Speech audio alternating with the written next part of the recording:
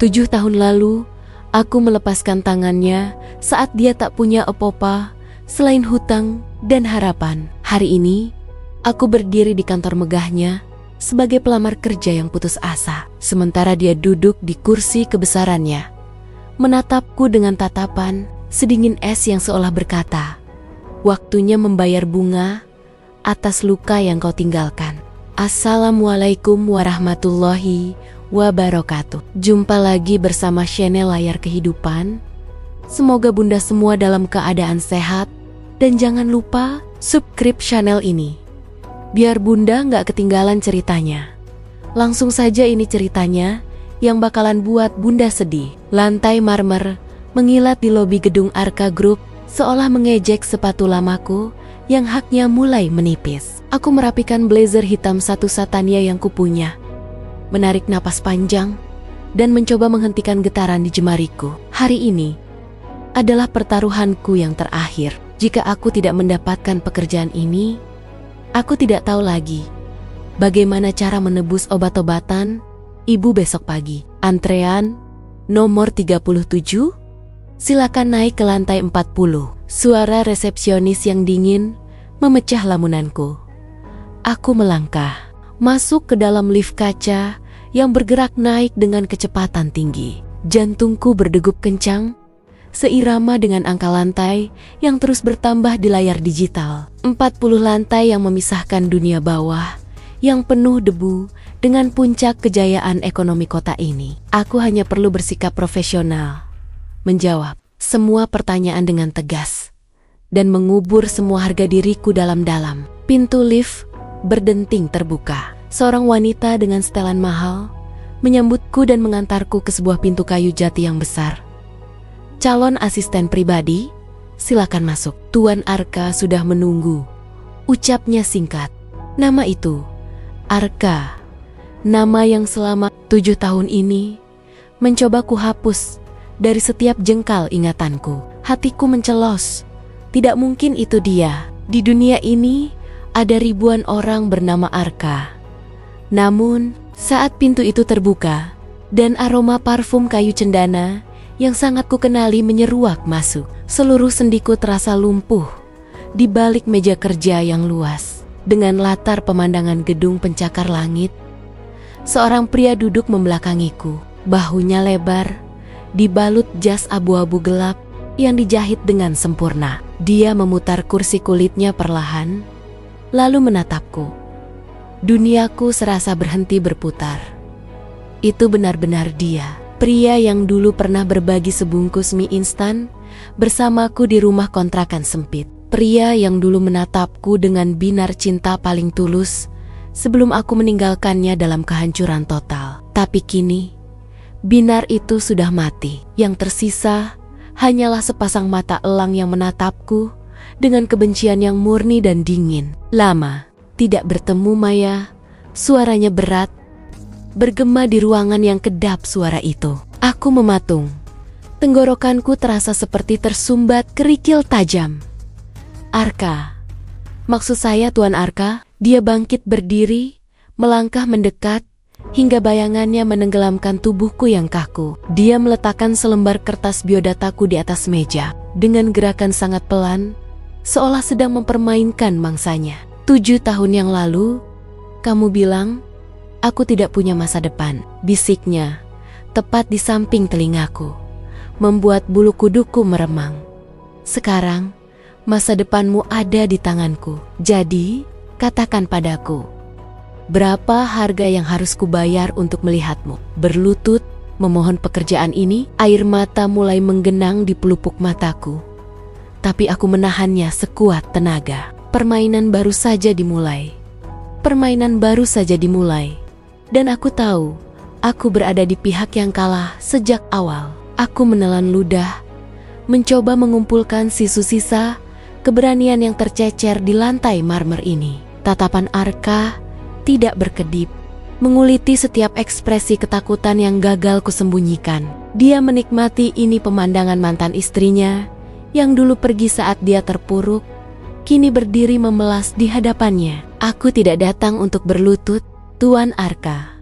Suaraku bergetar, Namun aku mencoba tetap tegak. Aku datang untuk melamar pekerjaan yang kualifikasi dan pengalamanku sangat memenuhi syarat. Arka tertawa sinis.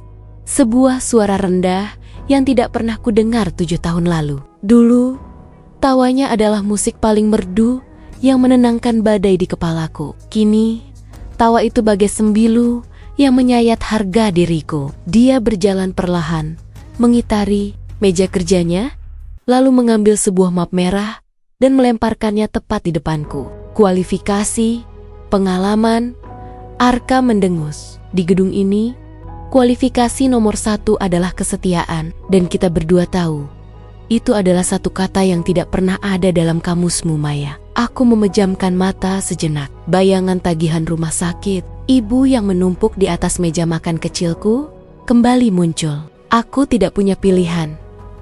Aku harus menelan semua hinaan ini. Jika Tuan tidak ingin menerimaku, silakan tolak lamaranku sekarang. Aku akan pergi, kataku dengan suara yang hampir habis. Arka terdiam. Ruangan itu mendadak menjadi sangat sunyi. Hanya terdengar deru halus pendingin ruangan. Dia menatapku lama, seolah sedang menimbang-nimbang hukuman apa yang paling pantas untukku. Kemudian, dia mengambil sebuah pena emas dan menuliskan sesuatu di atas kontrak kerja itu. Siapa bilang aku menolakmu? Justru sebaliknya. Arka menyeringai dingin. Aku menerimamu. Kamu akan menjadi asisten pribadiku. Tugasmu adalah mengurus segala kebutuhanku. 24 jam sehari, 7 hari seminggu. Tanpa hari libur, tanpa alasan pribadi. Aku terbelalak. Itu tidak masuk akal. Saya punya keluarga yang harus dijaga. Lalu pergilah, potongnya cepat. Pintu itu terbuka lebar. Keluar dari sini dan biarkan ibumu menunggu keajaiban yang tidak akan pernah datang. Atau tanda tangani kontrak ini dan aku akan melunasi seluruh biaya pengobatannya sore ini juga. Jantungku serasa berhenti berdetak. Bagaimana dia bisa tahu tentang kondisi ibuku? Apakah dia sudah mengintaiku selama ini? Arka seolah bisa membaca pikiranku. Dia menyodorkan pena itu padaku dengan tatapan yang penuh kemenangan. Dengan tangan gemetar hebat, aku meraih pena itu. Setiap goresan tintanya terasa seperti paku yang mengunci kebebasanku. Aku telah menjual diriku pada pria yang paling kubenci sekaligus paling kucintai di dunia ini. Pilihan yang bagus, ucap Arka sambil menarik kembali kontrak itu. Dia kemudian mendekat. Aroma parfum cendananya kembali mengepung indranya. Mulai besok pagi, pukul 5 tepat, kamu sudah harus ada di rumahku. Jangan terlambat 1 detik pun, atau kamu akan tahu apa artinya penyesalan yang sebenarnya. Aku hanya bisa mengangguk lemah. Sementara air mata yang sejak tadi kutahan, akhirnya jatuh membasahi pipiku. Arka berpaling, kembali duduk di kursi kebesarannya tanpa mempedulikan kehancuranku. Arka berpaling, kembali duduk di kursi kebesarannya tanpa mempedulikan kehancuranku. Seolah keberadaanku hanyalah debu yang baru saja ia sapu dari jas mahalnya. Aku melangkah keluar dari ruangan itu dengan kaki yang terasa berat seperti timah. Malam itu, aku tidak bisa memejamkan mata sedetik pun. Bayangan wajah Arka yang dingin terus menghantuiku, bertarung dengan bayangan wajah ibu yang pucat di atas bangsal rumah sakit. Pukul 4 pagi, aku sudah bersiap. Aku mengenakan pakaian terbaik yang tersisa, memoles wajahku agar terlihat segar meski hatiku hancur lebur. Tepat pukul 5 pagi, aku berdiri di depan gerbang hitam raksasa rumah Arka yang megah. Sebuah bangunan minimalis, modern yang sangat luas. Jauh dari bayangan rumah impian yang dulu pernah kami rencanakan bersama di atas kertas gambar lusuh. Selamat pagi, Tuan Arka, sapaku saat melihatnya keluar dari pintu utama.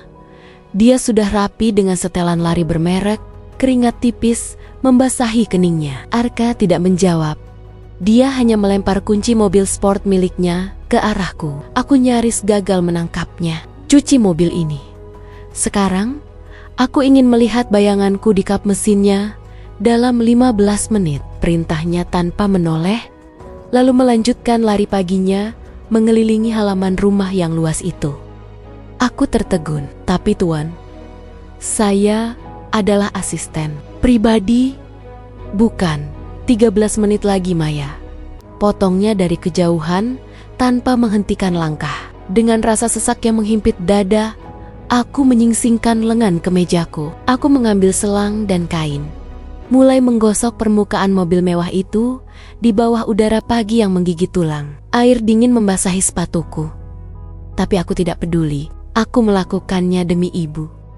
Setiap gosokan adalah bentuk penebusan dosaku, sekaligus pengingat betapa jauh jarak yang kini membentang di antara kami. Tepat 15 menit kemudian, Arka kembali. Dia memeriksa setiap sudut mobil dengan sangat teliti, seolah sedang mencari satu noda kecil untuk menghukumku. Dia berhenti di depan kap mesin, menatap pantulan wajahnya sendiri, lalu beralih menatapku yang basah kuyup dan gemetar karena kedinginan.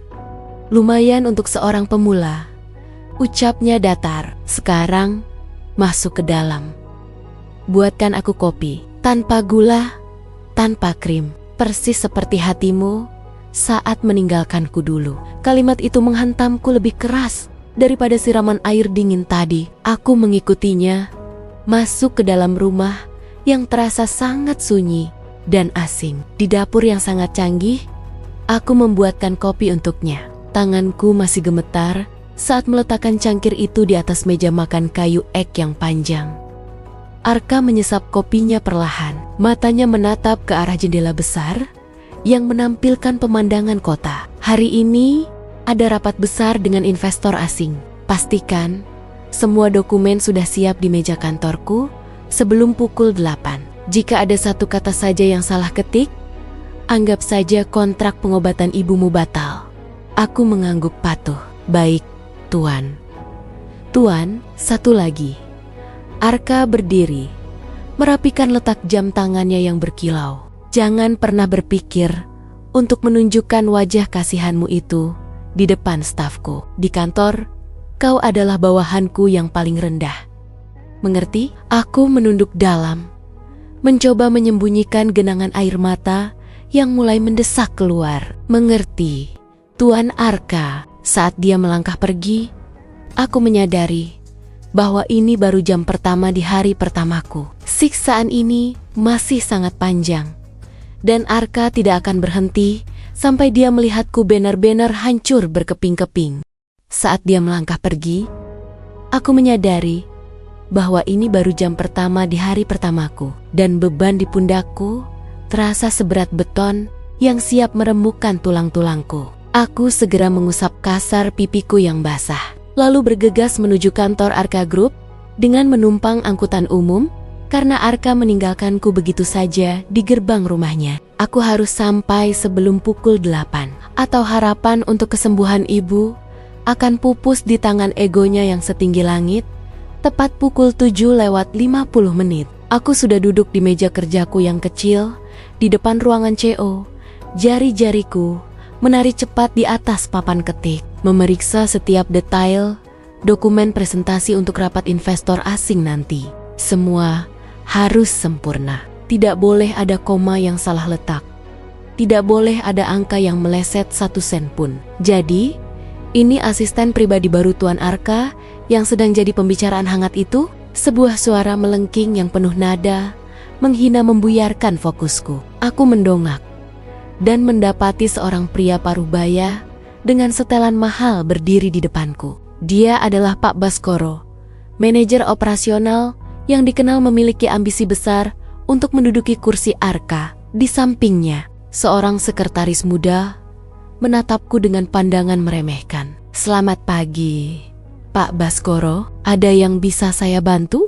tanyaku, sesopan mungkin. Tuan Arka meminta map biru di laci mejanya segera dibawa ke ruang rapat. Beliau sedang meninjau lokasi di lantai bawah dan tidak sempat kembali ke sini, ucap Pak Baskoro sambil menunjuk ke arah pintu ruangan Arka yang sedikit terbuka.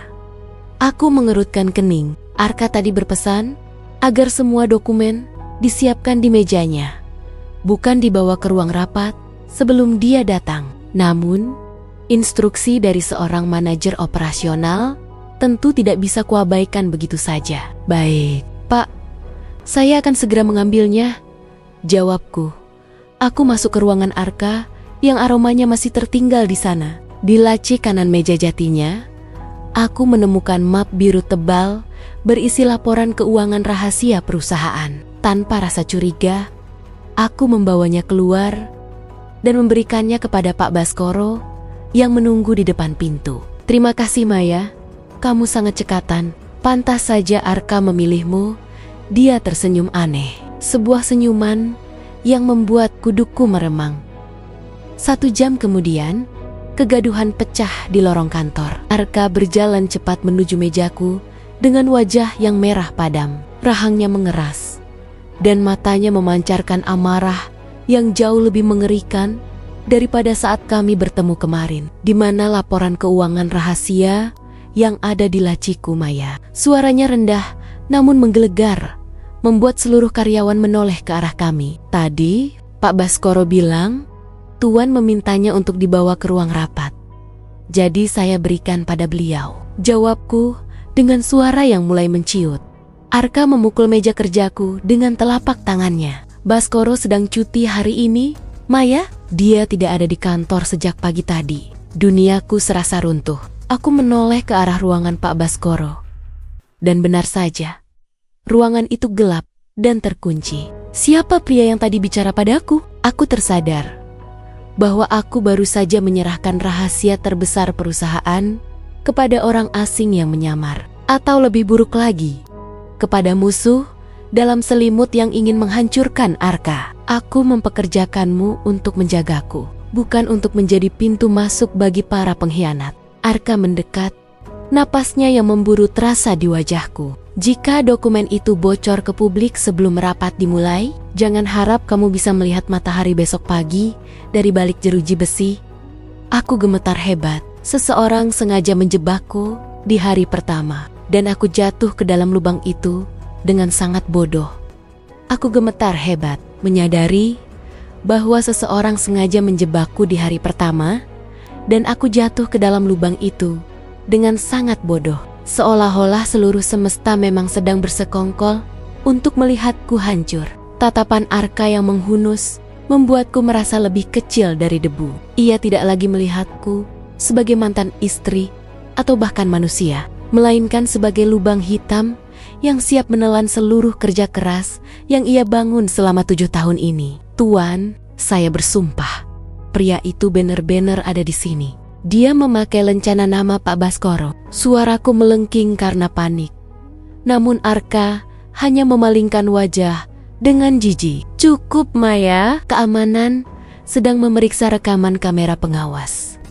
Tapi itu butuh waktu. Sementara rapat investor dimulai dalam 30 menit. Arka menarik kerah kemejanya yang terasa mencekik. "Jika laporan itu sampai ke tangan kompetitor, Arka Group akan kehilangan investasi senilai ratusan miliar rupiah. Dan kau tahu apa artinya itu? Kau bukan hanya akan dipecat, tapi kau akan menghadapi tuntutan hukum yang tidak akan sanggup kau bayar seumur hidupmu." Aku merasa paru-paruku menyempit. Aku harus melakukan sesuatu. Aku tidak boleh membiarkan pengobat ibu terhenti hanya karena kecerobohanku. Tanpa berpikir panjang, aku berlari meninggalkan Arka yang masih berdiri dalam kemarahan. Aku menuju ruang keamanan di lantai dasar, mengabaikan teriakan sekretaris lain yang memintaku berhenti di dalam ruang kontrol yang penuh layar. Aku memohon kepada petugas untuk memutar ulang rekaman di depan ruangan Seco pukul 7:50 menit. Jantungku berpacu saat melihat sosok pria itu di layar. Dia memang memakai lencana nama Baskoro, tapi wajahnya tertutup topi. Namun, ada satu detail yang menarik perhatianku. Pria itu masuk ke dalam lift barang, bukan lift utama. "Tolong, lacak lift barang itu." Dia keluar. "Di lantai berapa?" teriakku pada petugas. Layar berpindah-pindah dengan cepat hingga akhirnya berhenti di area parkir bawah tanah. Pria itu masuk ke dalam sebuah mobil sedan hitam yang terparkir di sudut yang gelap. Aku mencatat plat nomornya dengan tangan gemetar. Saat aku hendak kembali ke atas untuk melapor, aku melihat seseorang berdiri di biang-bayang lorong parkir. Itu adalah Clarissa, wanita yang fotonya kulihat di majalah bisnis sebagai calon tunangan Arka. Dia sedang memegang sebuah map biru, map yang sama dengan yang kuberikan pada pria misterius tadi. Wajahnya yang cantik tampak puas saat ia merobek beberapa lembar dokumen penting dari dalamnya. Sebelum menyerahkan sisanya kembali pada pria bertopi itu, aku membeku di balik pilar beton. Jadi ini bukan sekadar pencurian biasa. Ini adalah sabotase terencana dari orang terdekat Arka sendiri untuk memegang kendali atas dirinya. Pastikan ini sampai ke tangan firma hukum pesaing sebelum jam 9, bisik Clarissa dengan suara yang begitu tenang namun mematikan. Aku tahu aku dalam bahaya besar jika ketahuan, tapi aku juga tahu ini adalah satu-satunya kesempatanku untuk membuktikan kesetiaanku pada Arka, atau setidaknya menyelamatkan diriku dari jeruji besi yang sudah membayang di depan mata. Aku tahu aku dalam bahaya besar jika ketahuan, tapi aku juga tahu ini adalah satu-satunya kesempatanku untuk membuktikan kesetiaanku pada Arka, atau setidaknya menyelamatkan diriku dari jeruji besi yang sudah membayang di depan mata. Aku menahan napas, merapatkan tubuh ke dinding pilar yang dingin, sementara detak jantungku terasa seperti dentuman genderang yang bisa meledak kapan saja. Clarissa tersenyum tipis, sebuah senyuman penuh kemenangan yang membuat bulu kudukku berdiri. Sebelum ia melangkah anggun menuju mobil mewahnya dan pergi meninggalkan area parkir, pria bertopi itu masih di sana, hendak masuk ke dalam sedan hitamnya sambil menggenggam map biru yang menjadi satu-satunya nyawaku saat ini. Aku tidak punya waktu untuk memanggil keamanan. Aku tidak punya waktu untuk menjelaskan pada Arka yang sedang murka. Jika mobil itu keluar dari gerbang gedung ini, maka habislah semuanya. Dengan keberanian yang entah datang dari mana, aku berlari keluar dari persembunyianku. Tunggu, teriakku sekuat tenaga. Pria itu terkejut dan sempat kehilangan keseimbangan. Aku memanfaatkan detik yang berharga itu untuk merenggut map biru dari tangannya. Kami sempat terlibat saling tarik yang sengit. Namun aku memeluk map itu, seolah ia adalah bagian dari jiwaku. Pria itu panik. Mungkin takut identitasnya terbongkar jika keributan ini memancing perhatian banyak orang, sehingga ia memilih untuk segera masuk ke mobil dan memacu kendaraannya pergi dengan suara ban yang mencicit keras di atas beton. Aku terjatuh di lantai parkir. Napas dan keringatku bercampur jadi satu. Map itu berhasil kuselamatkan, namun beberapa lembar kertas di dalamnya sudah koyak akibat perbuatan Clarissa tadi. Aku segera bangkit, mengabaikan rasa perih di lututku yang tergores, dan berlari menuju lift untuk kembali ke lantai 40. Tepat saat pintu lift terbuka di ruang rapat, aku melihat Arka sedang berdiri di depan para investor dengan wajah pucat. Dia kehilangan kotek kata karena dokumen pendukung yang seharusnya ada di meja tidak ditemukan. Keheningan di ruangan itu begitu mencekam, seolah-olah semua orang sedang menunggu runtuhnya sebuah kerajaan besar. Berhenti! Aku berseru sambil terenggengga di ambang pintu. Seluruh mata tertuju padaku, termasuk mata Arka yang penuh dengan kilatan amarah sekaligus kebingungan. Aku melangkah masuk dengan sisa tenaga yang kupunya, meletakkan map biru yang sudah tidak rapi itu di atas meja rapat yang megah. Ini dokumennya, Tuan Arka. Ada sedikit kendala teknis, tapi laporannya sudah lengkap untuk dipresentasikan, ucapku dengan suara yang diusahakan tetap tenang meski seluruh tubuhku menggigil. Arka menatapku lama, matanya beralih dari map biru ke wajahku yang kotor dan ke mejaku yang sedikit berantakan. Ia tampak menyadari ada sesuatu yang luar biasa yang baru saja terjadi di bawah sana. Namun, Saat ia membuka map tersebut, wajahnya kembali menegang. Lembaran penting yang berisi proyeksi keuntungan masa depan telah hilang lembaran yang tadi disobek oleh Clarissa. Tanpa lembaran itu, investor tidak akan pernah menandatangani kesepakatan apapun. Aku berdiri terpaku, menyadari bahwa meskipun aku telah berhasil merebut kembali map itu, jebakan Clarissa jauh lebih dalam dari yang kubayangkan.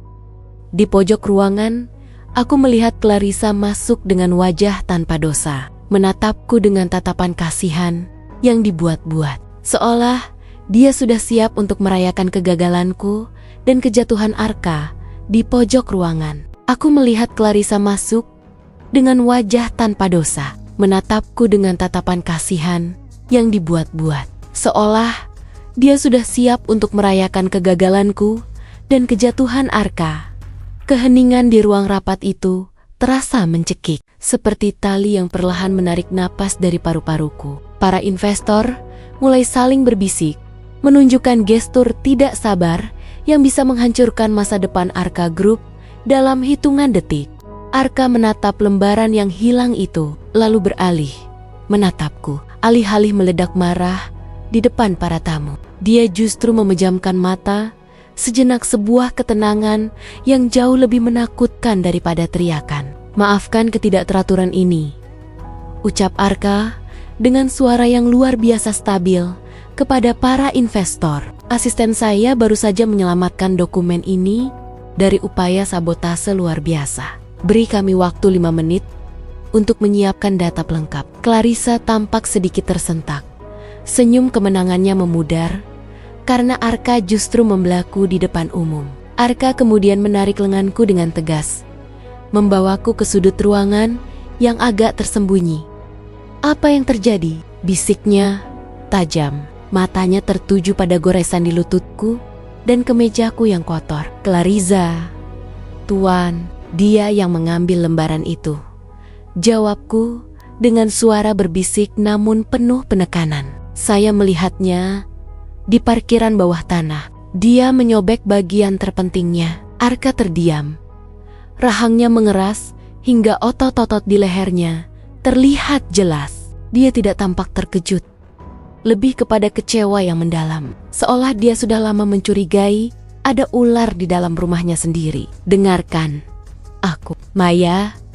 Arka mencengkeram bahuku, membuatku terpaksa menatap langsung ke matanya. "Aku tidak peduli seberapa benci kamu padaku, tapi hari ini nasib ribuan karyawan ada di tangan kita. Ingatkah kamu tentang proyek yang dulu kita mimpikan saat kita masih tinggal di kontrakan sempit? Proyek tentang sistem efisiensi energi?" Aku mengangguk pelan. Bagaimana mungkin aku lupa? Itu adalah ide yang kami bangun di atas meja kayu tua sambil membagi satu gelas teh hangat. Data yang hilang itu adalah hasil pengembangan ide kita dulu. Jika kamu benar-benar masih memiliki ingatan itu di kepalamu, bantu aku menyampaikannya secara lisan. Sekarang adalah waktunya kamu membuktikan bahwa kamu bukan sekadar beban masa lalu. Aku terpaku. Ini adalah rintangan terbesar yang pernah kuhadapi. Aku harus berdiri di depan orang-orang paling berpengaruh di industri ini dan mempresentasikan data teknis tanpa bantuan kertas kerja. Namun, saat kulihat Clarissa yang sedang memegang gelas air dengan tangan yang mulai gemetar, sebuah api baru menyala di dalam dadaku. Tujuan baruku kini jelas.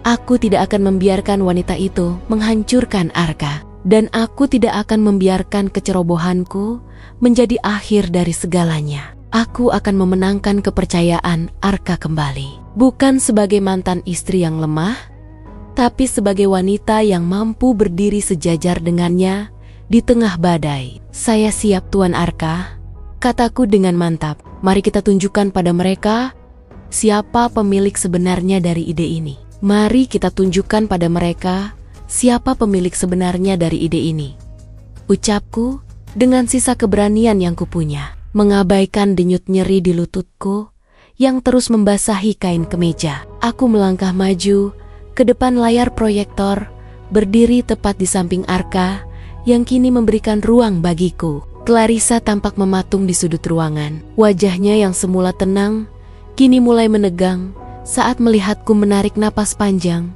dan mulai berbicara tanpa selembar kertas pun di tangan. Aku mulai menjabarkan setiap detail sistem efisiensi energi itu, kata demi kata, angka demi angka yang masih terukir kuat di ingatanku sejak malam-malam tanpa tidur 7 tahun lalu. Aku tidak hanya mempresentasikan sebuah proyek bisnis, tapi aku sedang menceritakan mimpi yang pernah kami bangun dengan penuh keringat. Suasana ruang rapat yang tadinya riuh dengan bisikan keraguan perlahan berubah menjadi sunyi yang penuh kekaguman. Arka sesekali menimpali, melengkapi penjelasanku dengan wibawa seorang pemimpin besar. Dan untuk sesaat, kami kembali menjadi tim yang tak terkalahkan.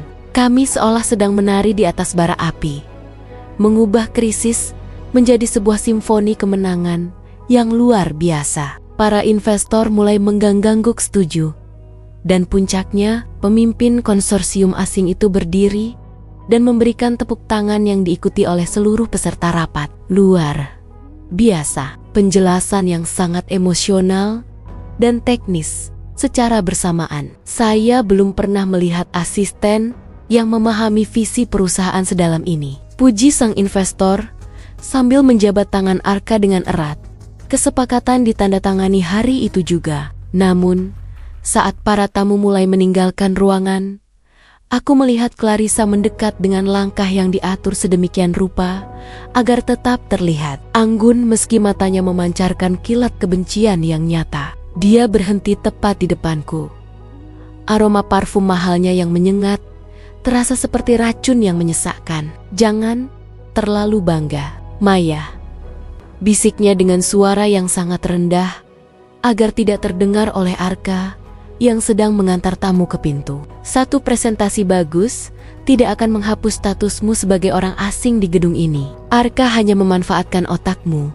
Setelah ini, kamu tetaplah bukan siapa-siapa. Aku hanya menatapnya tanpa ekspresi, enggan memberikan kepuasan padanya untuk melihatku marah. Namun, tantangan yang sebenarnya baru saja dimulai. Sore itu, Arka memanggilku ke ruangannya setelah kantor mulai sepi. Kamu berhasil hari ini, ucapnya sambil menatap keluar jendela besar, membelakangiku. Tapi jangan mengira aku sudah melupakan apa yang kamu lakukan di masa lalu. Besok, tugasmu akan 2 kali lebih berat. Aku ingin kamu mengaudit seluruh pengeluaran departemen operasional, termasuk milik Clarissa. Lakukan dengan teliti, atau pengobatan ibumu akan langsung kuhentikan tanpa peringatan lagi. Aku terhenyak. Arka baru saja memberiku tugas yang sama saja dengan memintaku masuk ke dalam sarang singa secara sengaja. Dia ingin aku menjatuhkan Clarissa dengan tanganku sendiri, menjadikanku tameng sekaligus pedang dalam perang dingin di antara mereka. Arka baru saja memberiku tugas yang sama saja dengan memintaku masuk ke dalam sarang singa secara sengaja. Sebuah misi yang membuat bulu kuduku meremang, karena aku tahu Clarissa tidak akan tinggal diam melihatku mengacak-acak wilayah kekuasaannya. Aku berdiri terpaku di tengah ruangan yang mulai remang itu, menatap punggung Arka yang tetap kokoh dan tak tersentuh. Dia sedang mengujiku, atau mungkin dia sedang menggunakan aku sebagai umpan untuk memancing musuh-musuhnya keluar dari persembunyian. Aku mengerti, Tuan Arka. Laporan itu akan ada di meja Anda lusa pagi, jawabku dengan suara yang diusahakan tetap tenang. Meski di dalam hati, aku sedang menghitung risiko yang harus kuhadapi.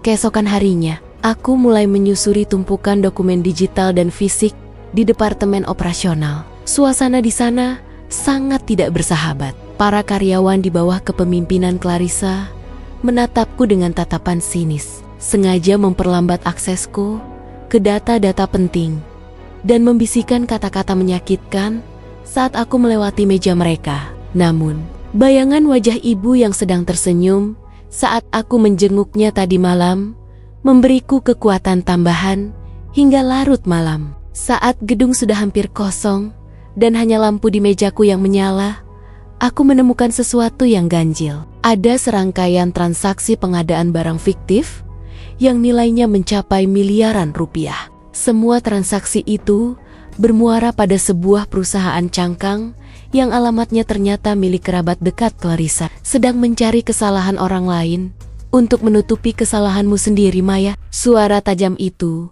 membuatku tersentak hingga hampir menjatuhkan tumpukan map. Clarissa berdiri di ambang pintu ruangan, melipat tangan di dada dengan senyum meremehkan yang tidak pernah lepas dari wajahnya. Dia berjalan mendekat.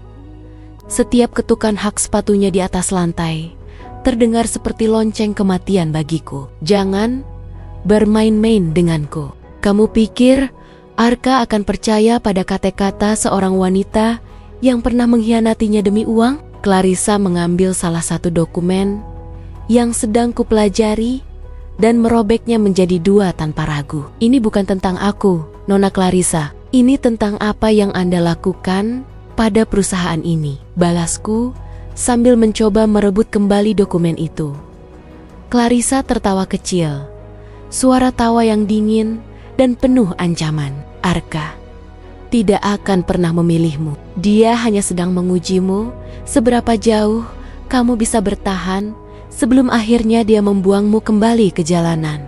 Jika kamu berani menyerahkan laporan ini, aku akan memastikan ibumu tidak akan pernah mendapatkan donor jantung yang sangat dia butuhkan. Langkahku terhenti. Bagaimana dia bisa tahu sampai sedetail itu tentang kondisi medis ibuku? Clarissa telah memegang titik terlemahku. Dia meletakkan kembali sobekan kertas itu di mejaku dan membisikkan sesuatu yang membuat seluruh duniaku serasa runtuh. Pilihannya mudah, Maya. Tutup mulutmu dan biarkan ibumu hidup. Atau jadilah pahlawan bagi Arka dan biarkan ibumu pergi selamanya. Aku beri waktu sampai besok pagi untuk memutuskan. Aku terduduk lemas saat Clarissa melangkah pergi dengan penuh kemenangan. Aku kini berada di persimpangan jalan yang paling mengerikan dalam hidupku, di mana kejujuranku harus dibayar dengan nyawa orang yang paling kucintai.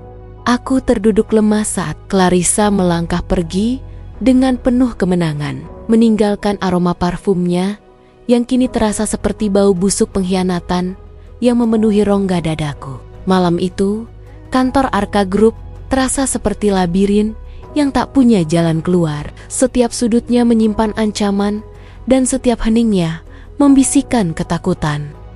Aku memandangi layar komputer yang masih menampilkan bukti penggelapan dana itu. Namun di saat yang sama, ponselku bergetar menampilkan pesan dari rumah sakit bahwa kondisi ibu kembali menurun dan membutuhkan tindakan segera. Aku terjepit di antara dua tebing yang sama-sama curam. Jika aku menyerahkan laporan ini, Clarissa akan menggunakan pengaruh keluarganya untuk memutus akses pengobatan ibu. Sebuah ancaman yang aku tahu bukan sekadar gertakan kosong. Namun, jika aku menghapusnya, aku kembali mengkhianati Arka untuk kedua kalinya. Membuktikan bahwa aku memang wanita yang tidak bisa dipercaya seperti yang selama ini ia tuduhkan. Tuhan, apa yang harus aku lakukan? Bisikku lirih, menyembunyikan wajah di antara kedua telapak tangan yang dingin. Aku teringat kembali pada masa lalu, saat aku terpaksa pergi meninggalkan Arka tanpa penjelasan karena ancaman penagih utang yang ingin mencelakainya. Dulu aku memilih untuk terlihat jahat agar dia selamat. Apakah sekarang aku harus melakukan hal yang sama lagi? Tidak, kali ini harus berbeda. Aku bangkit dengan tatapan mata yang lebih tajam. Aku tidak akan membiarkan Clarissa mengendalikan hidupku lagi. Aku mulai menyalin seluruh data tersebut ke dalam sebuah penyimpanan awan rahasia yang tidak bisa dilacak oleh sistem kantor. Aku juga mulai merekam percakapan terakhir melalui rekaman otomatis di ponselku yang sempat menyala saat ia mengancamku tadi. Keesokan paginya, aku berdiri di depan pintu ruangan Arka dengan laporan di tangan, namun bukan laporan yang berisi data penggelapan itu. Aku menyerahkan laporan audit yang terlihat bersih dan sempurna. Sebuah tindakan yang membuat Arka mengernyitkan dahi saat membacanya. Hanya ini yang kau temukan? Setelah bekerja sepanjang malam, Arka melemparkan map itu ke meja. Matanya menatapku dengan kekecewaan yang jauh lebih menyakitkan daripada kemarahannya. Jadi, kau benar-benar sudah bersekutu dengan Clarissa, Maya? Aku tetap diam, menahan kepedihan yang luar biasa. Di balik pintu kaca, aku bisa melihat Clarissa tersenyum tipis sambil menyesap kopinya, merasa telah berhasil menjinakkan aku. Namun, yang tidak mereka ketahui adalah aku sedang menjalankan rencana yang jauh lebih besar. Aku membiarkan diriku terlihat kalah di depan Arka hari ini agar aku bisa mengumpulkan bukti terakhir yang akan menghancurkan Clarissa tanpa memberi ruang baginya untuk menyentuh. Ibu, rintangan ini terasa begitu berat, namun aku sudah menetapkan tujuan. Aku akan membersihkan nama Arka Group dan menyelamatkan ibu. Bahkan jika aku harus dibenci oleh seluruh dunia, termasuk oleh Arka sendiri. Sekali lagi, rintangan ini terasa begitu berat, namun aku sudah menetapkan tujuan. Aku akan membersihkan nama Arka Group dan menyelamatkan ibu. Bahkan jika aku harus dibenci oleh seluruh dunia, termasuk oleh Arka sendiri, sekali lagi aku melangkah keluar dari ruangan Arka dengan kepala tertunduk, merasakan tatapan tajamnya yang seolah menusuk punggungku hingga ke tulang. Di luar, Clarissa menyambutku dengan tawa kecil yang merendahkan, sebuah isyarat bahwa dia merasa telah memenangkan bidak catur yang aku mainkan. Pilihan yang cerdas. Maya, bisiknya saat aku melewatinya di lorong. Setidaknya, ibumu akan bernapas sedikit lebih lama karena kepatuhanmu. Namun, kemenangan semu itu tidak bertahan lama. Memasuki episode ke-11 ini, badai yang sesungguhnya mulai menerjang tanpa ampun. Sore itu, seluruh layar komputer di kantor mendadak membeku, menampilkan pesan peringatan bahwa sistem keamanan Arka Group telah diretas. Seseorang telah mengunggah data penggelapan dana yang kutemukan semalam ke situs publik. Namun dengan satu manipulasi kejam, namaku dicantumkan sebagai otak di balik aliran dana fiktif tersebut. Aku terperangah melihat namaku bersanding dengan bukti-bukti yang seharusnya aku gunakan untuk menjatuhkan Clarissa. Ini adalah langkah balasan yang jauh lebih mematikan. Clarissa ternyata jauh lebih licin. Dia membiarkanku merasa memegang kendali hanya untuk menjebakku sebagai kambing hitam dalam skandal yang bisa menghancurkan reputasi perusahaan, sekaligus mengirimku ke penjara. Maya, ikut aku sekarang. Suara Arka menggelegar dari ujung lorong. Dia menarikku masuk ke ruangannya yang kini sudah dipenuhi oleh beberapa anggota dewan direksi dan pihak keamanan. Di layar monitor besar, namaku terpampang jelas dalam bagan organisasi perusahaan cangkang itu. Seluruh usaha rahasiaku untuk mengumpulkan bukti justru berbalik menjadi senjata yang mematikan posisiku sendiri. Tuan, ini bukan seperti yang terlihat. Saya sedang mencoba mengumpulkan bukti untuk menunjukkan bahwa... Bukti apa, Maya? Bukti bahwa kamu menggunakan aksesmu sebagai asisten pribadiku untuk mencuri uang perusahaan? Arka memotong pembicaraanku dengan nada suara yang penuh luka. Aku memberimu kesempatan kedua. Aku membiarkanmu masuk kembali ke hidupku. Dan ini caramu membalasnya? Aku mencoba menunjukkan rekaman suara dan data di penyimpanan awanku. Namun saat aku mencoba masuk ke akun tersebut, pesan akses ditolak muncul di layar. Clarissa telah menyewa peretas untuk menghapus seluruh jejak digital yang aku miliki. Semua usahaku gagal total. Tidak ada bukti. Tidak ada saksi, hanya ada aku dan tumpukan dokumen yang menyudutkanku. Kini, aku berdiri di titik terendah dalam hidupku. Arka Group diambang kehancuran karena kepercayaan investor merosot tajam dan aku adalah orang yang paling disalahkan. Di tengah keputusasaan ini, Arka memberikan satu pilihan terakhir yang paling sulit bagiku. Menandatangani surat pengakuan bersalah untuk menyelamatkan nama baik perusahaan, atau dia akan menyerahkan seluruh kasus ini ke pihak berwenang, yang berarti aku akan kehilangan waktu berharga untuk menemani sisa usia. Ibu, Pilihan itu tergantung di depan mataku, seperti tali gantungan. Jika aku mengaku bersalah, aku akan masuk penjara dan ibu akan kehilangan penjaganya. Jika aku menolak, Arka Group akan runtuh dan Arka akan kehilangan segalanya untuk kedua kalinya karena aku. Pilihan itu tergantung di depan mataku, seperti tali gantungan, menarik setiap sisa harga diri yang masih kupunya ke dalam jurang keputusasaan yang tak berdasar. Aku menatap surat pengakuan itu, lalu beralih menatap wajah Arka yang tampak begitu rapuh di balik topeng kemarahannya. Pria ini telah kehilangan banyak hal karena aku di masa lalu. Dan kini aku dihadapkan pada kenyataan bahwa mencintainya berarti harus bersedia menjadi penjahat agar dia tetap menjadi pahlawan bagi ribuan karyawannya. Tanda tangani, Maya, dan aku akan menjamin pengobatan ibumu tetap berjalan secara anonim. Bisik Arka. Suaranya kini terdengar lebih seperti permohonan daripada perintah.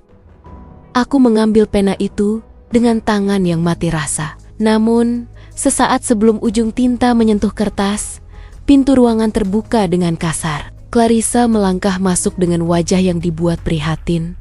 Namun matanya memancarkan binar kemenangan yang tak bisa ia sembunyikan sepenuhnya. Arka, sayang, para investor sudah menuntut jawaban. Kita harus segera menyerahkan pelakunya ke pihak berwajib agar pasar kembali tenang, ucap Clarissa sambil mengusap bahu Arka. Seolah-olah ia adalah pelindung sejatinya melihat sentuhan itu. Tiba-tiba sebuah amarah yang dingin menjalar di nadiku. Jika aku menandatangani ini, Clarissa akan menang sepenuhnya. Dia akan mendapatkan Arka, perusahaan, dan namaku akan selamanya kotor. Aku meletakkan kembali pena itu dengan perlahan, membuat Arka dan Clarissa tertegun. Aku tidak akan menandatanganinya, kataku dengan suara yang kini jauh lebih mantap. Karena jika aku melakukannya, pengkhianat yang sebenarnya akan tetap berada di dalam ruangan ini, menertawakan kehancuran kita berdua. Arka terbelalak. Maya, jangan keras kepala. Semua bukti tertuju padamu, maka biarkan polisi yang membuktikannya.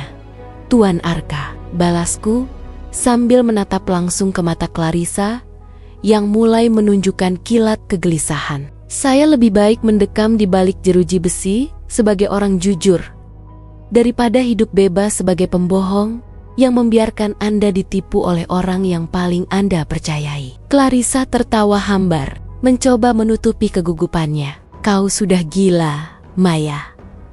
Kau hanya mencoba menyeretku ke dalam lumpurmu. Arka tampak bimbang. Namun, tekanan dari Dewan Direksi tidak bisa lagi ditunda. Di episode ke-12 ini, aku mengambil pilihan yang paling sulit.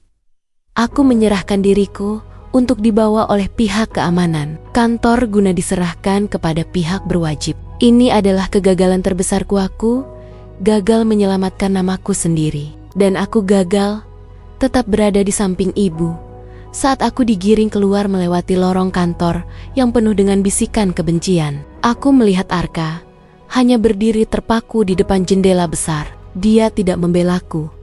Dia tidak menoleh ke arahku. Aku melangkah menuju ketidakpastian, membiarkan diriku hancur berkeping-keping demi sebuah rencana nekat yang hanya bisa kuselesaikan jika aku berada di luar jangkauan radar. Clarissa, aku melangkah menuju ketidakpastian, membiarkan diriku hancur berkeping-keping demi sebuah rencana nekat yang hanya bisa kuselesaikan jika aku berada di luar jangkauan radar. Clarissa, di dalam ruangan sempit, tempatku ditahan sementara sebelum pihak berwenang datang. Aku tidak menangis. Air mataku sudah mengering sejak aku menyadari bahwa kejujuran di dunia ini terkadang harus menempuh jalan yang sangat gelap. Aku hanya punya waktu beberapa menit sebelum akses komunikasiku diputus sepenuhnya. Dengan jantung yang berdebar kencang, aku merogoh lipatan kecil di dalam kaus kakiku sebuah kepingan. Memori cadangan yang berhasil kuselamatkan saat pria bertopi itu menjatuhkan beberapa lembar dokumen di parkiran. Di sana tertempel sebuah kartu akses khusus milik salah satu hotel mewah. Tempat yang kucurigai menjadi lokasi pertemuan rahasia Clarissa dengan kompetitor Arka Group. Tolong, aku harus menghubungi satu orang. Mohonku pada petugas keamanan yang menjagaku di depan pintu. Petugas itu yang mengenalku sebagai sosok yang selalu ramah selama bekerja. Tampak ragu, namun akhirnya memberikan ponselnya selama 2 menit. Aku tidak menghubungi Arka. Aku menghubungi Pak Baskoro yang asli yang ternyata sedang dirawat di rumah sakit yang sama dengan ibuku karena kecelakaan kecil yang sengaja direncanakan agar dia tidak masuk kantor. Pak Baskoro, tolong dengarkan aku, bisikku cepat. Rekaman pertemuan di hotel itu adalah satu-satunya cara. Jika Bapak benar-benar ingin menyelamatkan Arka Group, Bapak harus meminta bantuan rekan Bapak di bagian teknologi informasi untuk memulihkan akses awan pribadiku menggunakan kunci manual yang kukirim lewat pesan ini. Belum sempat Pak Baskoro menjawab, ponsel itu ditarik paksa dari tanganku. Pintu terbuka dan 2 orang petugas resmi masuk untuk membawaku pergi. Namun, di saat yang paling menyakitkan itu, aku berpapasan dengan Arka di depan gerbang keluar. Dia menatapku dengan tatapan yang sulit diartikan antara amarah, rasa bersalah, dan keraguan yang mendalam. Kenapa kamu melakukan ini, Maya? Kenapa harus melalui jalan yang begitu menyakitkan? Tanyanya dengan suara serak. Karena terkadang, Tuan Arka, satu-satunya cara untuk membuktikan bahwa air itu bersih adalah dengan membiarkan kotorannya mengendap di dasar. Jawabku tenang sebelum masuk ke dalam kendaraan yang akan membawaku pergi. Di episode ke-13 ini, aku resmi kehilangan kebebasanku. Kabar penangkapanku menjadi berita utama, dan Clarissa menggunakan momen ini untuk mempercepat rencana pernikahannya dengan Arka. Mengklaim bahwa Arka butuh pendamping yang setia di masa sulit ini. Aku duduk di dalam ruangan dingin, menatap langit-langit, menyadari bahwa satu-satunya harapanku kini ada pada kejujuran Pak Baskoro dan kecepatan sistem untuk memulihkan kebenaran yang telah dikubur. Hidup-hidup, setiap detik terasa seperti 1 tahun, dan kabar buruk kembali datang. Ibu jatuh pingsan setelah mendengar berita penangkapanku di televisi. Aku meraung dalam diam, merasa pilihanku untuk menjadi pahlawan justru menjadi racun bagi orang yang paling ingin kulindungi. Inilah titik nadirku, di mana semua usaha terasa sia-sia dan aku hanya punya satu pilihan tersisa yang bahkan lebih sulit dari sebelumnya.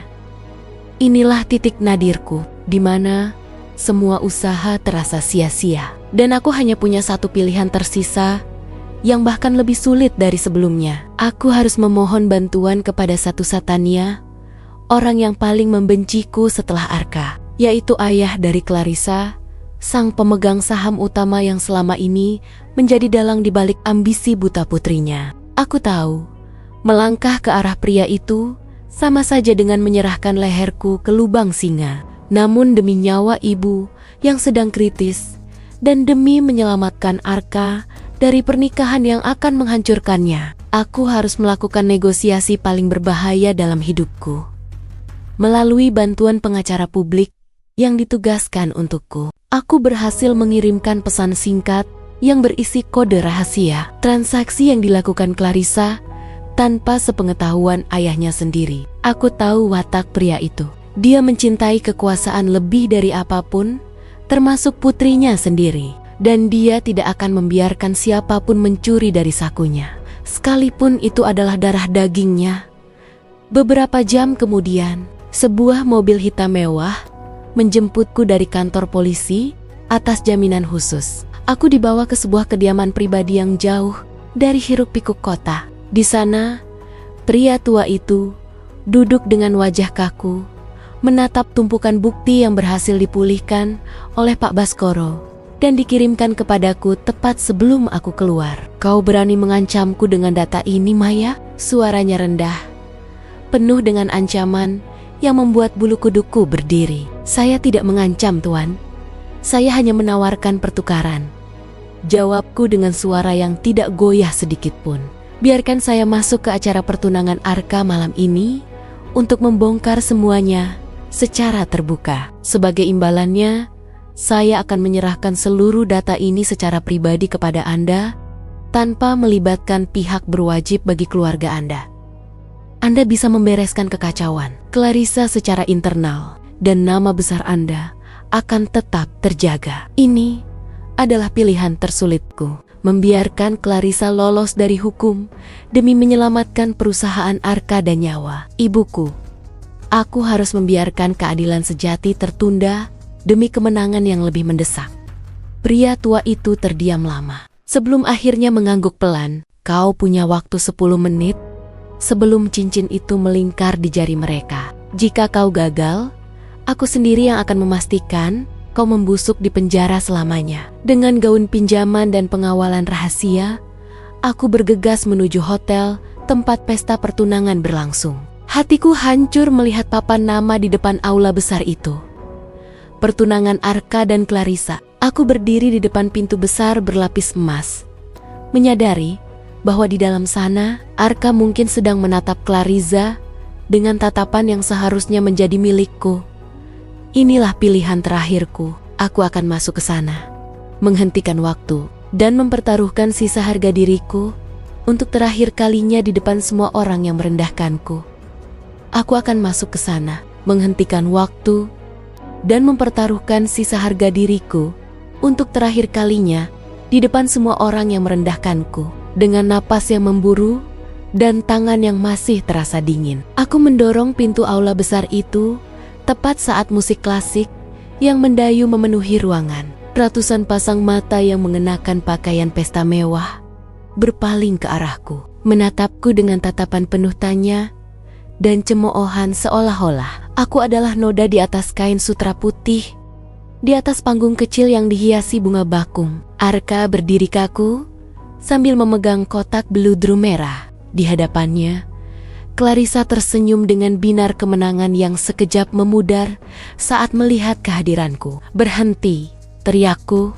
Suaraku bergema, memecah keheningan yang mencekam. Maya, bagaimana bisa kamu? Suara Arka melemah. Matanya menunjukkan kebingungan yang luar biasa. Clarissa segera berbisik pada pengawal di samping panggung. Usir wanita ini. Dia sudah gila dan kabur dari tahanan. Namun, sebelum para pengawal bisa menyentuhku, aku mengangkat sebuah tablet tinggi-tinggi, menampilkan rekaman pertemuan rahasia di hotel yang berhasil dipulihkan oleh tim Pak Baskoro. Suara Clarissa yang sedang merencanakan sabotase proyek efisiensi energi itu terdengar jelas melalui pengeras suara ruangan yang entah bagaimana telah terhubung dengan perangkatku berkat bantuan orang dalam Pak Baskoro. Arka, dengarkan ini baik-baik, kataku sambil berjalan mendekat ke arah panggung. Bukan aku yang mengkhianatimu, bukan aku yang ingin menghancurkan Arka Group. Wanita yang berdiri di sampingmu inilah yang telah menjual mimpi kita demi ambisi pribadinya. Seluruh tamu undangan terperangah. Wajah Clarissa berubah pucat pasi, lalu memerah karena amarah yang tak terkendali. Ia mencoba merampas tablet itu dariku. Namun ayahnya, pria tua yang baru saja membuat kesepakatan denganku, melangkah maju dari kerumunan dan memberikan isyarat agar Clarissa diam. Arka perlahan melepaskan kotak cincin itu. Dia menatap layar yang menampilkan bakti-bakti transfer ke perusahaan cangkang atas nama kerabat Clarissa. Keheningan yang terjadi setelahnya terasa jauh lebih menyakitkan daripada keributan apapun. Arka menoleh ke arah Clarissa, menatapnya dengan tatapan yang penuh dengan kekecewaan mendalam, lalu beralih menatapku yang berdiri dengan tubuh gemetar, namun kepala tetap tegak. Jadi, selama ini aku salah, bisik Arka. Suaranya pecah oleh emosi yang tertahan.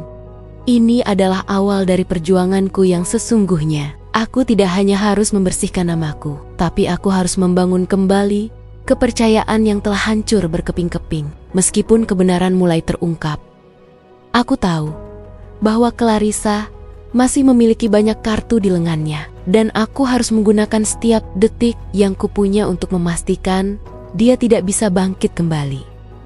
Meskipun kebenaran mulai terungkap, aku tahu bahwa Clarissa masih memiliki banyak kartu di lengannya. Dan aku harus menggunakan setiap detik yang kupunya untuk memastikan dia tidak bisa bangkit kembali. Clarissa tiba-tiba tertawa nyaring, sebuah tawa histeris yang memekakkan telinga di tengah aula yang kini sedingin es. Dia melempar gelas kristal di tangannya hingga hancur berkeping-keping di lantai. Persis seperti suasana hatinya yang kini porak-poranda. Rekaman palsu. Arka, kau tidak mungkin percaya pada teknologi murahan yang dibawa oleh seorang narapidana, bukan? Clarissa berteriak sambil menunjuk wajahku dengan jari yang bergetar hebat. Dia hanya ingin menghancurkan hari bahagia kita karena dia iri. Dia tidak punya apa-apa lagi. Namun, Arka tidak bergerak sedikit pun ke arahnya. Ia justru melangkah turun dari panggung,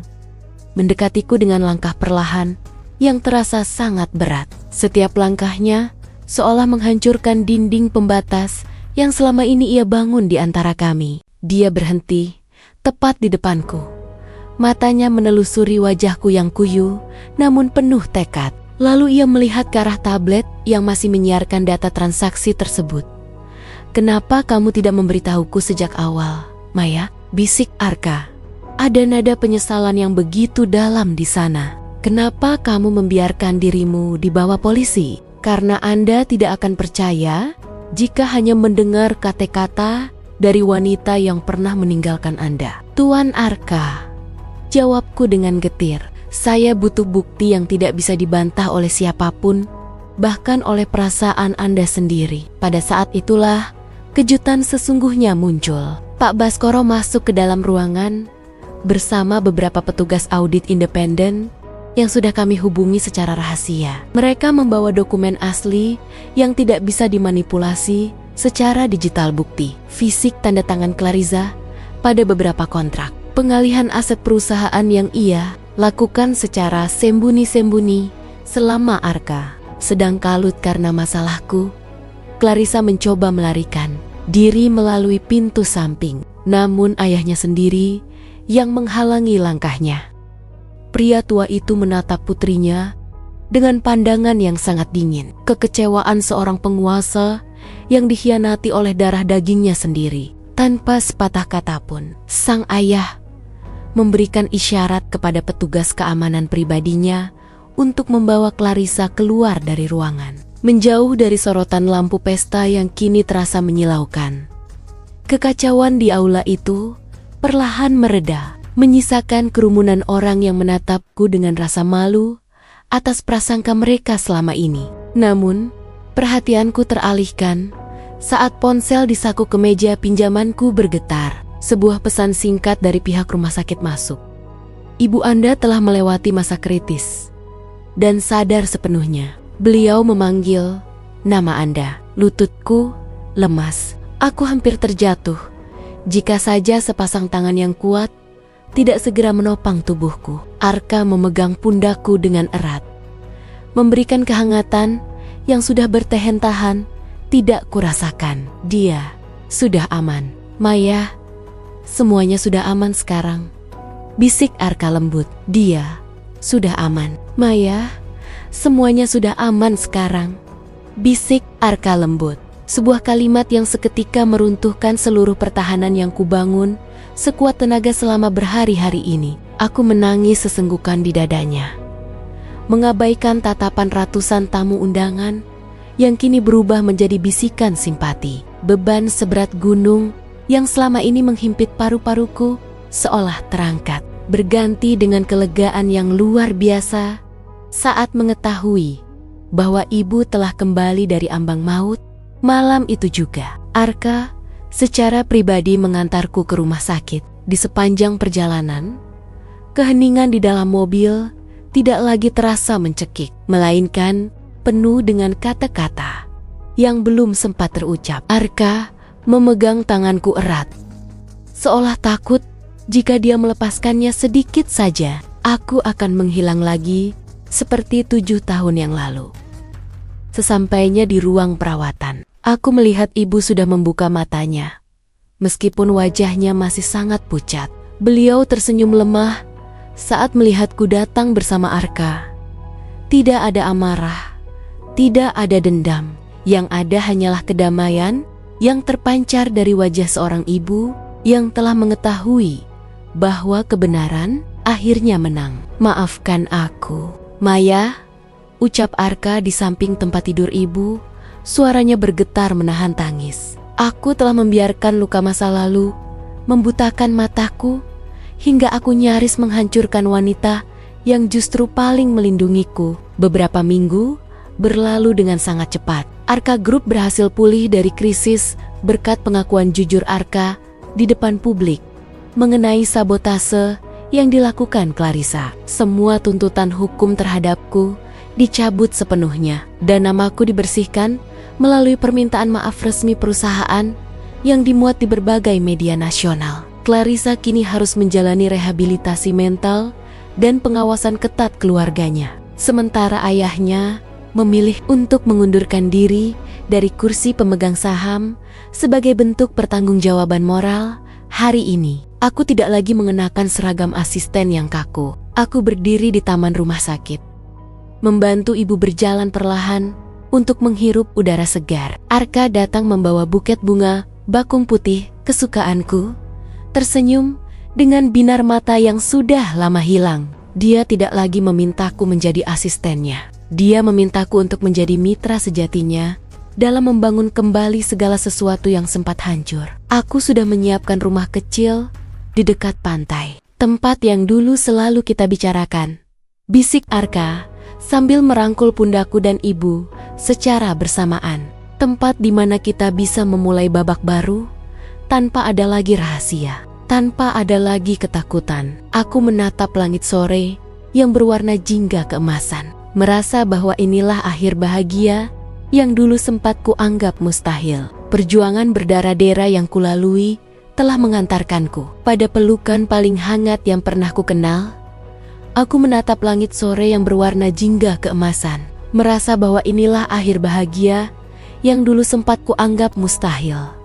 Namun di tengah kedamaian itu, ada satu beban terakhir yang masih mengganjal di sudut hatiku yang terdalam. Aku tahu hubungan kami tidak akan pernah benar-benar utuh jika Arka masih menganggap kepergianku 7 tahun lalu adalah bentuk pengkhianatan murni karena uang. Malam itu, di beranda rumah barunya yang tenang, aku memutuskan untuk membuka kotak Pandora yang selama ini kukunci rapat-rapat. Arka, ada sesuatu yang harus kau ketahui tentang malam saat aku pergi meninggalkan kontrakan kita dulu, ucapku sambil menatap cangkir teh yang mulai mendingin di tanganku.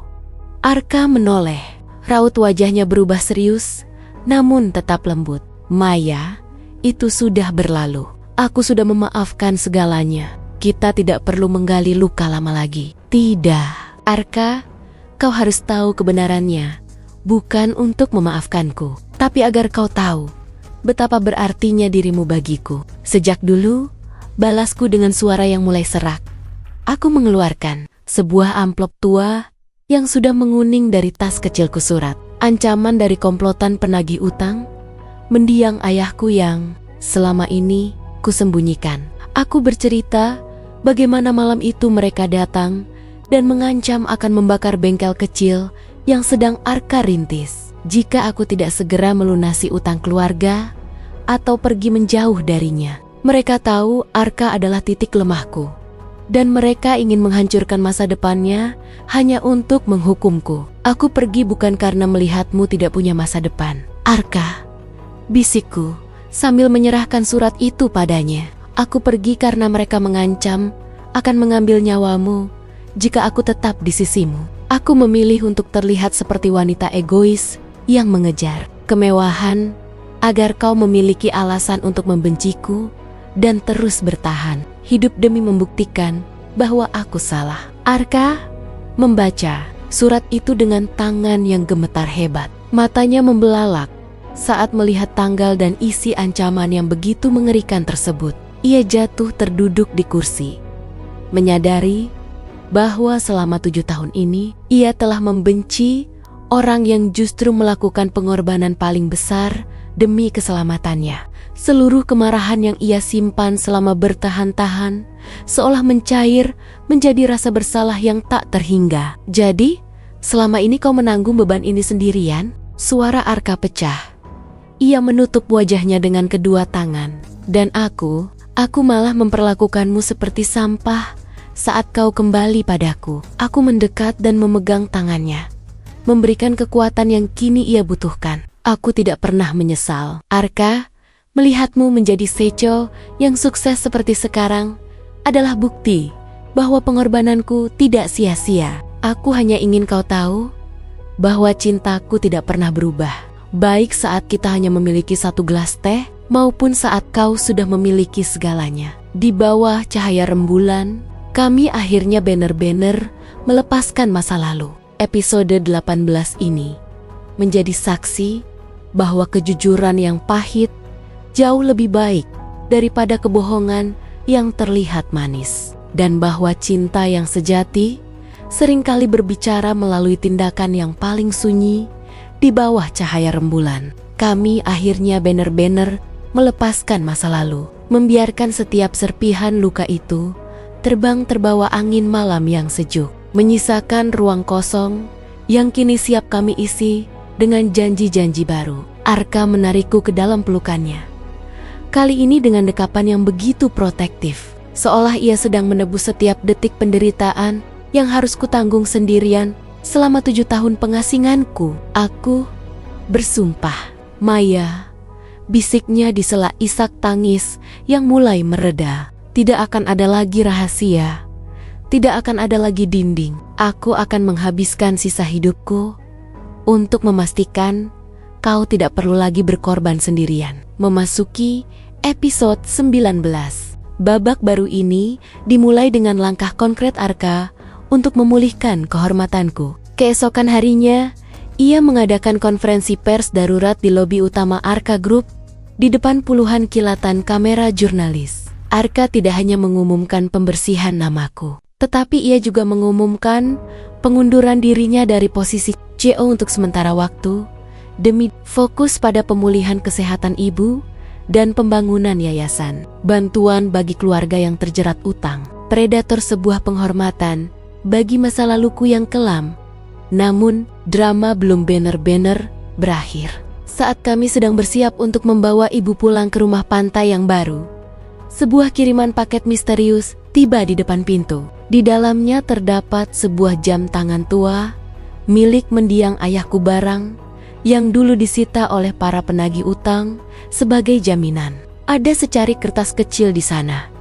Kebenaran mungkin sudah menang di atas kertas, tapi utang darah tetaplah utang darah. Clarissa bukan satu-satunya orang yang ingin melihatmu hancur. Aku merasakan jantungku berhenti berdetak sejenak. Ternyata akar masalah ini jauh lebih dalam daripada sekadar persaingan kantor atau kecemburuan seorang tunangan. Penagih utang masa lalu itu masih ada di luar sana, dan mereka tidak senang melihat mangsa mereka kini hidup dalam kemewahan di bawah perlindungan seorang pria perkasa. Arka mengambil jam tangan itu dari tanganku. Matanya berkilat penuh amarah yang terkendali. Ia menyadari bahwa memenangkan hati dan perusahaan hanyalah permulaan. Sekarang, ia harus menghadapi hantu-hantu dari masa laluku yang kini mulai menampakkan diri kembali untuk menagih janji yang belum lunas. Mereka pikir mereka bisa mengganggumu lagi? Arka menggenggam jam tangan itu hingga buku jarinya memutih. Mereka salah besar. Kali ini, mereka tidak berhadapan dengan wanita muda yang ketakutan, tapi mereka berhadapan denganku. Perjalanan menuju kedamaian sejati ternyata masih harus melewati satu lembah pertempuran terakhir. Arka segera menghubungi tim keamanan pribadinya, mempersiapkan benteng pertahanan yang lebih kuat, sementara aku hanya bisa menggenggam tangan ibu yang masih lemah, menyadari bahwa bayang-bayang masa lalu tidak akan pernah berhenti mengejar sebelum aku benar-benar menghadapinya dengan kepala tegak. Di bawah cahaya rembulan, kami akhirnya benar-benar melepaskan masa lalu, membiarkan setiap serpihan luka itu terbang terbawa angin malam yang sejuk, menyisakan ruang kosong yang kini siap kami isi dengan janji-janji baru. Arka menarikku ke dalam pelukannya, kali ini dengan dekapan yang begitu protektif, seolah ia sedang menebus setiap detik penderitaan yang harus kutanggung sendirian selama 7 tahun pengasinganku. Aku bersumpah, Maya, bisiknya di sela isak tangis yang mulai mereda. Tidak akan ada lagi rahasia, tidak akan ada lagi dinding. Aku akan menghabiskan sisa hidupku untuk memastikan kau tidak perlu lagi berkorban sendirian. Memasuki episode 19. Babak baru ini dimulai dengan langkah konkret Arka untuk memulihkan kehormatanku. Keesokan harinya, ia mengadakan konferensi pers darurat di lobi utama Arka Group.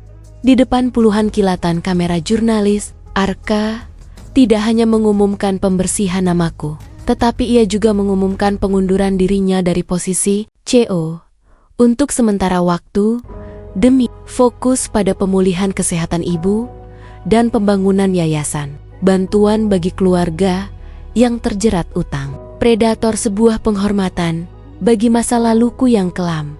Namun, drama belum benar-benar berakhir. Saat kami sedang bersiap untuk membawa ibu pulang ke rumah pantai yang baru, sebuah kiriman paket misterius tiba di depan pintu. Di dalamnya terdapat sebuah jam tangan tua milik mendiang ayahku, barang yang dulu disita oleh para penagih utang sebagai jaminan. Ada secarik kertas kecil di sana.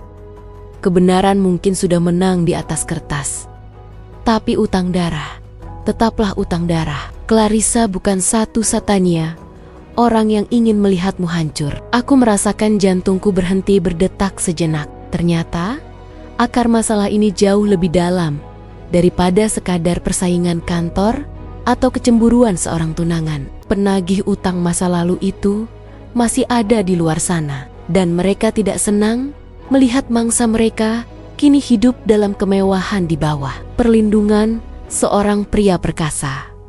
Arka mengambil jam tangan itu dari tanganku. Matanya berkilat penuh amarah yang terkendali. Ia menyadari bahwa memenangkan hati dan perusahaan hanyalah permulaan. Sekarang, ia harus menghadapi hantu-hantu dari masa laluku yang kini mulai menampakkan diri kembali untuk menagih janji yang belum lunas. Mereka pikir mereka bisa mengganggumu lagi? Arka menggenggam jam tangan itu hingga buku jarinya memutih. Mereka salah besar. Kali ini, mereka tidak berhadapan dengan wanita muda yang ketakutan, tapi mereka berhadapan denganku. Perjalanan menuju kedamaian sejati ternyata masih harus melewati satu lembah pertempuran terakhir. Arka segera menghubungi tim keamanan pribadinya, mempersiapkan benteng pertahanan yang lebih kuat. Sementara aku hanya bisa menggenggam tangan ibu yang masih lemah, menyadari bahwa bayang-bayang masa lalu tidak akan pernah berhenti mengejar sebelum aku benar-benar menghadapinya dengan kepala tegak. Arka segera menghubungi tim keamanan pribadinya, mempersiapkan benteng pertahanan yang lebih kuat. Sementara aku hanya bisa menggenggam tangan ibu yang masih lemah, menyadari bahwa bayang-bayang masa lalu tidak akan pernah berhenti mengejar sebelum aku benar-benar menghadapinya dengan kepala tegak. Ketakutan yang sempat padam kini menyala kembali. Namun kali ini bukan sebagai api yang menghanguskan, melainkan sebagai bahan bakar yang membuatku lebih waspada. Tuan Arka, mereka tidak menginginkan uang, bisikku saat melihatnya sibuk dengan telepon genggam di balkon. Mereka menginginkan kendali. Mereka ingin aku tetap merasa terjepit agar mereka bisa terus menghisap apapun yang aku miliki. Arka membalikkan badan, mendekatiku dengan langkah mantap. Mereka telah salah memilih lawan. Maya, dulu kau sendirian. Sekarang kau memiliki aku. Dan aku memiliki seluruh sumber daya yang tidak mereka bayangkan. Malam puncaknya terjadi 3 hari kemudian. Di bawah rintik hujan yang menyamarkan suara langkah kaki, sebuah mobil hitam tanpa plat nomor berhenti di depan gerbang rumah pantai kami. Sosok pria tinggi besar dengan bekas luka di pelipisnya keluar. Dia adalah bos penagih utang yang dulu membuatku melarikan diri. Dia melangkah masuk dengan angkuh, mengira bahwa gertakan lamanya masih akan mempan. Namun, saat pintu depan terbuka, ia tidak menemukan wanita yang gemetar ketakutan. Ia justru disambut oleh cahaya lampu sorot yang menyilaukan dan barisan pengacara serta aparat kepolisian yang sudah disiapkan Arka secara rahasia. Utang itu sudah lunas secara hukum sejak 5 tahun lalu. Dan bunga yang kalian peras adalah tindakan kriminal, ucap Arka sambil melangkah maju ke depan, berdiri tepat di depanku sebagai tameng yang tak tergoyahkan. Arka menyodorkan dokumen-dokumen asli pelunasan yang diam-diam telah ia urus melalui firma hukumnya selama beberapa hari terakhir. Tidak hanya itu, ia juga memutar sebuah rekaman video tersembunyi yang menangkap momen saat pria itu meletakkan paket ancaman di depan rumah kami tempo hari. Kalian tidak lagi berurusan dengan Maya. Kalian berurusan dengan negara, tambah Arka dengan nada dingin yang mematikan. Pria itu terkesiap, menyadari bahwa jeratan hukum kini berbalik mencekik lehernya sendiri. Dalam hitungan detik, polisi bergerak maju untuk memborgolnya. Dengan penangkapan itu, seluruh mata rantai teror yang menghantui hidupku selama 7 tahun akhirnya putus berkeping-keping. Setelah semua keributan mereda dan sirine polisi menjauh, keheningan yang sesungguhnya akhirnya turun menaungi kami. Aku berdiri di tepi pantai, merasakan pasir basah di sela-sela jari kakiku. Arka datang dari belakang, melingkarkan lengannya di pinggangku, dan kami berdua menatap cakrawala di mana fajar baru mulai menyingsing. Sudah selesai, Maya, bisiknya pelan di telingaku. Hutangnya lunas, rahasianya hilang. Sekarang hanya ada kita. Aku menyandarkan kepalaku di bahunya, menarik napas dalam-dalam, menghirup aroma laut dan aroma kebebasan yang belum pernah kurasakan senyata ini. Ibu sudah tertidur pulas di dalam rumah. Arka Group sudah kembali stabil. Dan yang terpenting, hatiku akhirnya menemukan jalan pulang.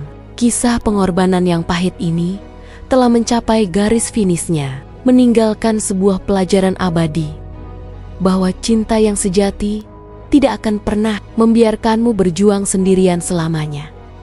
Terima kasih sudah mendengar cerita ini. Semoga Bunda semua suka sama ceritanya. Dan jangan lupa like, komen, dan subscribe. Wassalamualaikum warahmatullahi wabarakatuh.